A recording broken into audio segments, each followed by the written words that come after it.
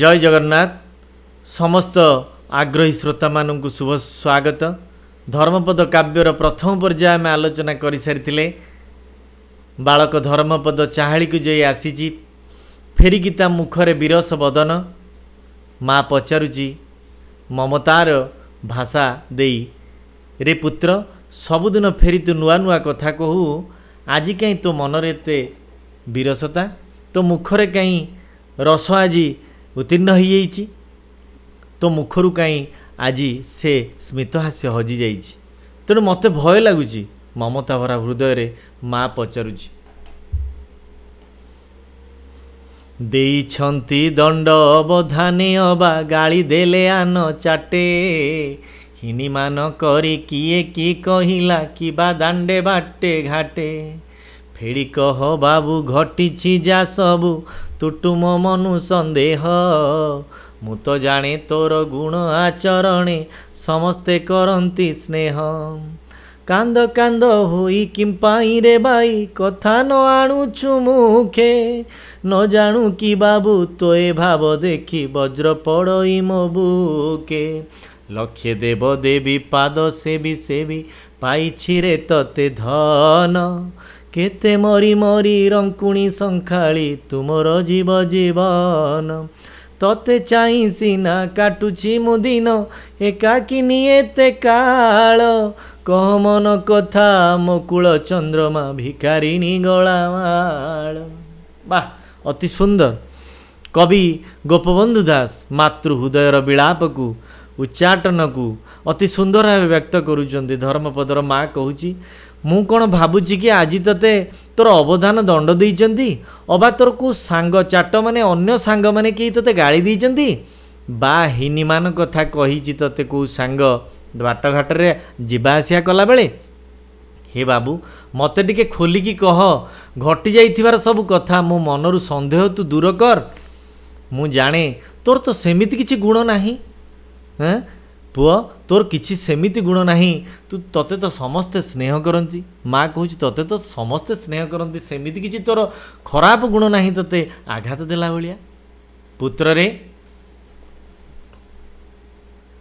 कांद कांद होई तोर मन काहे एभली दुख प्रकाश करूची तो मनरे काहे सरसता नाही तो मनरे काहे एभली दुख कि न जानू कि बाबू तोए भाव देखी वज्र पड़ई मो बुखे तू कौन जानी पारनु तोर ए कथा देखिले तोर ए मुह देखिले तोर ए भाव देखिले मो छाती रे वज्र पड़ी जाउची रे लक्ष्य देवदेवी को पूजा करी मु तते पाइछि तुम गଳାर हार रंकुणी धन तू मोर संकाली सते जेमिति माँ जशोदा श्रीकृष्ण विरह पागलिनी हो उठुले आज धर्मपदर माँ धर्मार मुखरे विरसता को देखी दुख को देखी भांगी पड़ुछि एथिरु आम ओडिया घर मार ओडिया घर मार संतान प्रति थिबा ममता भरा आवेग चित्रित होउछि। कवि अति सुंदर भाव रे मातृ हृदयर अनाबिल स्नेह को व्यक्त करुचंती धर्मपद पाई तते चाहि सिना काटुछि मु दिन एकाकिनी एते काल कारण स्वामींकर विच्छेद घटिछि स्वामी दीर्घ दिन धरी 12 वर्ष धरी जाई मंदिर काम रे व्यस्त घर को आसी नाहांती स्वामीर अनुपस्थिति रे सते जेमिति पुओ अंधर लौड़ी पाल्टिची माँ पाई माँ कहूची रे धर्मा एकाकिनी जदि बंची थाए केवल तोरी पाई धर्मपदरे तुम जीवनर सबुकिछि कह मोर मन कथा हे मोर कुलचंद्रमा भिकारिणी ये भिकारिणी तू होचु गलामाल तू मते टिके कह। कवि तापरे पुणी कहउचंदी मार मुखरे माता आश्वासना पाई पछे पुअते जीण मनु संताप कह माँ सते कि अछि आम कूल कह किए से मो बाप कहंती जननी केबे तो ए कथा पचारि नथिलु थरे चाहाळीरु आसी किंपा बाबू आजी पचारु एड़े कातरे कहे पुओ आजी चाहाड़ी रे चाटे कहले मते जे कथा लाज अपमाने गली मुही सड़ी टेकी न पारिली मथा चाहाड़ी रे जेबे लेखुथिली पाठ गोटाली मो गला गड़ी निकट पिला को कहली हे बाई बड़ाई दियो से खड़ी ମୋ କଥାରେ ସେ ତ ଦେଲା ନାହିଁ ଖଡ଼ି କହି କଲା ଉପହାସ। ଭାଇ ଡାକି ଆଜ୍ଞା ଦିଏ ଅବାବୁଆ ଏହାର କେଡ଼େ ସାହସ। ଧନ୍ୟ ଧନ୍ୟ, କେଡ଼େ ସୁନ୍ଦର ଲେଖା କବିଙ୍କର, ଅତି ସରଳ ତରଳ ଭାବ ଆଉ ଭାଷାରେ। ମାତା ଆଶ୍ୱାସନା ଦେଇକି କହୁଛନ୍ତି, ପୁଅ ତୋ ହୃଦୟର ଦୁଃଖକୁ ପ୍ରକାଶ କର। ମନରୁ ସମସ୍ତ ସନ୍ତାପକୁ ତ୍ୟାଗ କରି କହୁଛି ଧର୍ମପଦ, କହ ମା, ମା ମୋତେ କହ, ଆମର କ'ଣ କେଉଁ କୂଳ ଅଛି? ମୋର କ'ଣ କେଉଁ ବାପ ଅଛି? କେଉଁ ମାଆକୁ ଯଦି ଏ ପ୍ରଶ୍ନ କେଉଁ ପୁଅ ପଚାରେ, ହଠାତ୍ ସେ ମା ଚକିତ ହେବ ନିଶ୍ଚିତ। ଚକିତ ହୋଇ ରହିଗଲା ମା କିଛି ସମୟ ପାଇଁ ଏବଂ କହିଲା, ଏ କଥା କେବେ ତ ତୁ କେବେ ପଚାରିନୁ, ଆଜି କାହିଁ ପଚାରୁଛୁ? ଚାହାଳିରୁ ଆସି କିମ୍ପା ବାବୁ ଆଜି ପଚାରୁ ଏଡ଼େ କାତରେ, ଏଡ଼େ ବିଚଳିତ ହୋଇକି କାହିଁକି ଏ ପ୍ରଶ୍ନ ପଚାରୁଛୁ? ଏତେ ଛୋଟ ପିଲା, ଆଜି ଯାଇ ତୁ ତ କେବେ ଏ କଥା ମୋତେ ପଚାରିନୁ? ପୁଅ କହୁଛି, ମା, ଆଜି ଚାହାଳିରେ ଚାଟଶାଳୀରେ ବସି ମୁଁ ପାଠ ପଢ଼ୁଥିଲି। ଆଜି ଚାହାଳିରେ ଚାଟେ କହିଲେ ମୋତେ ଯେ କଥା, ଚାହାଳିରେ ମୋର ସାଙ୍ଗମାନେ ମୋତେ ଯେଉଁ କଥା କହିଲେ, ମୋତେ ବହୁତ ଅପମାନ ଲାଗିଲା। ଲାଜ ଅପମାନରେ ସତେ ଯେମିତି ମୁଁ ସଢ଼ିଗଲି। ମୁଁ ଆଉ ମଥା ଟେକି ଚାହିଁପାରିଲି ନାହିଁ। ଚାହାଳିରେ ପଢ଼ୁଥିବା ବେଳେ, ପାଠ ଲେଖୁଥିଲା ବେଳେ ଗୋଟାଳି ମାନେ ଖଡ଼ି, ମୋର ଖଡ଼ି ଯେତେବେଳେ ଆଗକୁ ଗଡ଼ିଗଲା, ମୋ ହାତରୁ ଟିକେ ଖସିଗଲା। ମୁଁ ମୋର ଅନ୍ୟ ସାଙ୍ଗମାନଙ୍କୁ କହିଲି, ହେ ଭାଇମାନେ, ମୋତେ ଟିକେ ସେ ଖଡ଼ିଟା ବଢ଼େଇ ଦିଅ, ମୋ ହାତକୁ ଟିକେ ଦେଇଦିଅ। ମୋ କଥାରେ ସେ ତ ଦେଲା ନାହିଁ ଖଡ଼ି।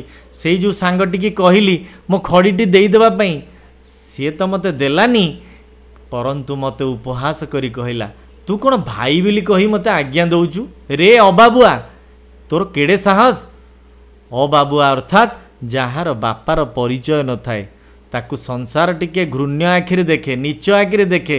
ଧର୍ମପଦକୁ ତାର ସାଙ୍ଗଟି ଅବାବୁଆ କହିବା ପରେ ପିଲାଟି ଅତ୍ୟନ୍ତ ଦୁଃଖିତ, ମର୍ମାହତ ହୋଇଛି। ଲଜ୍ଜାରେ ତାର ମୁଣ୍ଡ ତଳୁକୁ ହୋଇଯାଇଛି ଏବଂ ମନେ ମନେ ଚିନ୍ତା କରିଛି, ମୋର କ'ଣ ବାପ ନାହିଁ? ମୋର କ'ଣ କୂଳ ନାହିଁ? ମୋ ବାପାର ପରିଚୟ ମୁଁ ଜାଣେ ନା।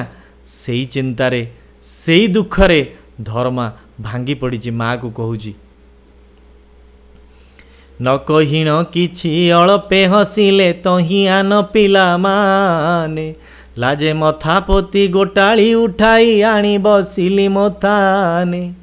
ନ କରି ସଙ୍କୋଚ ଫେଡ଼ି ସତ କହ, ଛୁଇଁ କରି ଏ ମୋ ଦେହ, ଆମ କୂଳ କଥା କାହାନ୍ତି ମୋ ପିତା, ଯାଉ ମୋ ଭ୍ରମ ସନ୍ଦେହ। କୋପେ ଜର ଜର ଜନନୀ ସତ୍ୱର, ଭାସନ୍ତି ଉଚ୍ଚେ ବଚନ, କିଏ ସେହୁ ପିଲା ଦେଲା ଏହିପରି ଅପମାନ କାରଣ। ତା ମା ଏଡ଼େ ସତୀ, ମୋ ପୁଅକୁ ପୁଣି କହେ ସେ ଅଣବାବୁଆ, ତା କଥାରେ ଛଳ କରିକି ବା ଫଳ, ସେ ବି ତ ଅଜ୍ଞାନ ଛୁଆ। ବୁଢ଼ା ବୁଢ଼ୀ ମାନେ କହୁଥାନ୍ତି ଯାହା, ଶୁଣିଛି ମୁଁ ପିଲାବେଳେ, ପୂରବ ପୁରୁଷ ଯଶ ପୌରୁଷ, ବୁଝ ବାବ ଏଥୁ ହେଳେ। ମା ବୁଝିଲା ପିଲାର ମନର ଦୁଃଖ। ଧର୍ମପଦକୁ ପ୍ରଶ୍ନ କରିଛନ୍ତି ତାର ସାଙ୍ଗମାନେ, ତୋର ବାପ ନାହିଁ, ତୁ ଅଣବାବୁଆଟା, ଯେଉଁଥିରେ ଆଘାତ ପାଇଛି। ଏବଂ ମାଆକୁ ଆସି କହୁଛି, ମା, ପ୍ରକୃତିରେ କ'ଣ ଆମର ବଂଶ ନାହିଁ? ମୋର କ'ଣ ବାପା ନାହାନ୍ତି? ମୋତେ ଟିକେ ତୁ କହ। ଅପମାନରେ ମୁଁ ସଢ଼ି ଯାଇଛି, ମୋର ମୁଣ୍ଡ ତଳୁକୁ ହୋଇଯାଇଛି। ନ କହିଣ କିଛି ଅଳପ ହସିଲେ ତହିଁ ଆନ ପିଲାମାନେ। ହେ ମା, ଏ କଥା ଶୁଣିବା ପରେ ଅନ୍ୟ ପିଲାମାନେ ମୁହଁକୁ ତଳୁକୁ ପୋତିକି ଟିକେ ସ୍ମିତ ହସରେ ହସିଲେ, ମୋତେ ତାଚ୍ଛଲ୍ୟ କଲେ। ଲାଜରେ ମୋର ମଥା ପୋତି ହୋଇଗଲା। ଗୋଟାଳିକୁ ନିଜେ ଉଠେଇଲି, ଅର୍ଥାତ୍ ମୋ ଖଡ଼ିକି ନିଜେ ଉଠିକି ଯାଇ ମୁଁ ଉଠେଇକି ଆଣିଲି। ସଙ୍କୋଚ କରି ନକରି ସଙ୍କୋଚ ଫେଡ଼ି ସତ କହ। ହେ ମା, ଯଦି ଭିତରେ କିଛି ସତ କଥା ଅଛି, ତୁ ମୋତେ ସଙ୍କୋଚ ନ କରି କହ, ମୋ ଦେହ ଛୁଇଁକି କହ। ଆମ କୂଳ କ'ଣ? ମୋ ପିତା କେଉଁଠି? ମୋ ମନରେ ବହୁତ ଭ୍ରମ ସନ୍ଦେହ ତିଆରି ହେଇଛି। ମୋତେ ତୁ କହ, ମୋର ପିତା କିଏ? ଆମର କୂଳ କ'ଣ? କୋପେ ଜର ଜର ଜନନୀ ସତ୍ୱର, ଭାସନ୍ତି ଉଚ୍ଚେ ବଚନ। ଖୁବ୍ ଜୋରରେ ମା ରାଗି ଯାଇଛି, କହୁଛି, କିଏ ସେ ପିଲା ତତେ ଏଭଳି ଅପମାନ କଲା ଅକାରଣରେ? ତା ମା ଏଡ଼େ ସତୀ, ମୋ ପୁଅ ଅଣବାବୁଆଟା। ହଠାତ୍ ପୁଅ ଆଗରେ ମା ରାଗି ଯାଇଛି। ସେ ପିଲାଟିକୁ ଗାଳି କରିଛି, ଯେଉଁ ପିଲା ଧର୍ମାକୁ ଅପମାନ କରି ଦେଇଛି। ମୋ ପୁଅକୁ ପୁଣି କହେ ସେ ଅଣବାବୁଆ। ତା ମାଟା କେଡ଼େ ସତୀ, ସେ ମୋ ପୁଅକୁ କହୁଛି, ମୋ ପୁଅକୁ କହୁଛି ଅଣବାବୁଆ ବୋଲି। ମା ପ୍ରତ୍ୟକ୍ଷରେ ଗାଳି କରୁଛି। पुणी पश्चाताप करी शोचना करुची ताक थारे छल करी बा फल से भी तो अज्ञान छुआ बिचरा से पिलाटू मु कहीं भी बकुची सी तो गोटे अज्ञान पिला सी भी सत कौन जानी पुआ तू मोटे व्यस्त होना मन दुख करना बुढ़ा बुढ़ी माने कहती जहाँ शुणी मु पिला बेले मो पिला बेले बुढ़ा बुढ़ी पुराणा लोक मैंने जहाँ कहती मु कान शुणी पुआ पूर्व पुरुष जस पौरुष बुझ बाबू एथे हेले आमर पूर्व पुरुष जस पौरुष कौली थिला बुढ़ा बुढ़ी मु शुणी आम वंश परंपरार कथा शुणी एबे तू शुण सृष्टि आद्य कालु विश्वकर्मा तहु आम कूल उत्पत्ति ए कूलर बड़ बुड़े बड़े रखिचंती केते अक्षय कीरति इंद्रद्युम्न राजा तोलाइले जेबे श्रीक्षेत्रे बड़ देउल हकारिण नाना देशु कारीगर कराइले आगे ठूल परखी सकले योग्य शिल्पी बाछी लगाइथिले से कामे तो पूर्व पुरुषे सिरे देले साड़ी पुण्य नीलाचल धामे केते काल अंते से मंदिरे जेबे संस्कार कले जजाति तो पूर्व पुरुषे सेते बेले तही रखिथिले वंश ख्याति से देउल तोलाइले पुणी श्रीअंग अनंग भीमराय उत्कले अक्षय कीर्ति स्तंभ पाए शोभे जहाजी जाए। माँ कही चलला पूर्व पुरुषर गौरवर गाथा कहला रे पुत्र आम कूलर परिचय तू शुणी जान सृष्टि आद्य कालु विश्वकर्मा तहु आम कूल उत्पत्ति आम कूलर उत्पत्ति स्वयं विश्वकर्मा ठारू जी थिले कारीगर कूलर देवता तांकरी ठारू आमर सृष्टि ए कूलरे बड़ बड़ जो कारीगर माने पूर्वर जन्म होइतिले से माने अक्षय कीर्ति रखी जाइछन्ति से कीर्ति गुड़िक कौन ना इंद्रद्युम्न राजा जेबे श्रीक्षेत्र रे देउल तोलैले एवं हकारिले नाना देशु कारीगर कराइले आगे ठूल आमर कारीगर मानू सबु राज्य सबु स्थान डकाई आणले आमे जो माने विश्वकर्मा ठारू सृष्ट आमे माने होचे विश्वकर्मा विद्या को जगत रे प्रसारण करुथुवा कूल तेणु आमे होचे विश्वकर्मा वंशज आम मानू डकाई जेतेबेले श्रीक्षेत्र रे बड़ देउल तोलिले परखी सकले योग्य शिल्पी बाछी लगाइले सही कामे सबु कारीगर मानू डकाई तांकु परखिकी भल कारीगर मानू संग्रह करिकिरी चयन करिकिरी से कौन कले ना यही विराट जगन्नाथ मंदिर को से तोलेले केते काल अंते से मंदिरे जेबे संस्कार कले जजाति केशरी राजा जेतेबेले से मंदिर को पुनर्बार संस्कार करैले तो पूर्वपुरुष सेतेबेले ए वंशर ख्याति मध्य रखिचंती सेमाने मध्य नुआ संस्कार काम रे हाथ देइचंती शेषरे से देउल तोलाइले पुणी किए ना परिपूर्ण कले अनंग भीमदेव राजा जहाँ आज उत्कल अक्षय कीर्ति रूपे शोभा पाउची आज जाए तेणु रे पुत्र तू मन दुख कर नहीं तो कूल ऐतिह्य संपन्न कूल महान गारिमामय कूल महान कीर्ति स्थापन करिथिबा कूल तू विराट कारीगर कूलर दायद तू निजो के छोट मन करना अन्य सांग मानकर आक्षेप को तू भ्रुक्षेप करना आमे होचे विश्वकर्मा वंशधर तांको ठारू सृष्टि माँ बुझे चली पुओ को तार कूल विषय रे तार परंपरा विषय रे तार मर्मबाणी विषय रे धन्य धन्य धन्य से कारीगर कूल जो कूलर कर्म पाई जो कूलर उत्कर्षता पाई आज कलिंग नाम उत्कृष्ट कलार देश होइथिबारु एहा हला उत्कल बा कलिंग तेणु एई माटीर विराट कारीगर कूलर इतिहास तार महिमा को गोपबंधु दास धर्मपदर मार मुखरे एठारे उपस्थापन करुचंती।